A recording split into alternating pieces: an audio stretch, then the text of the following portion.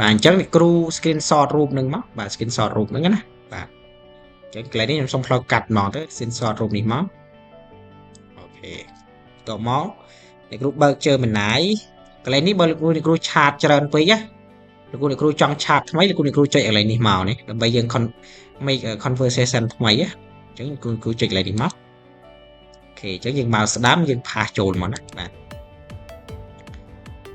ឥឡូវបាននឹងបានយើងទៅមើលទាំងអស់គ្នាណាបាទអញ្ចឹងប្រាប់វាថាបំលែងទៅជាកូដ LaTeX ណាបាទ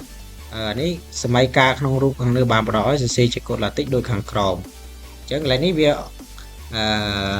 ប្រាប់យើងអញ្ចឹងយើងអាចកែកន្លែងនេះក៏បានកែកន្លែងនេះថែមមកបំលែងទៅជាកូដ LaTeX ដើម្បីឲ្យខ្ញុំអាច copy ដាក់លើ Word បានបាទអញ្ចឹងចុច update មកអូខេអញ្ចឹងនេះបានទេណាបាទតែមិនដឹងថា copy បានឬក៏មិនទេអញ្ចឹងយើងអាច copy ទាំងអស់គ្នាមកណា copy ចុចកន្លែងនេះក៏បានហើយឬក៏ copy មកពីកន្លែងនេះក៏បានណាបាទចុចមកស្ដាំទៅពាក្យ copy ទៅបើក Word មកហើយយើងចុចអីគេចុច Alt ស្មើណាបាទអញ្ចឹងយើងផាសចូលមក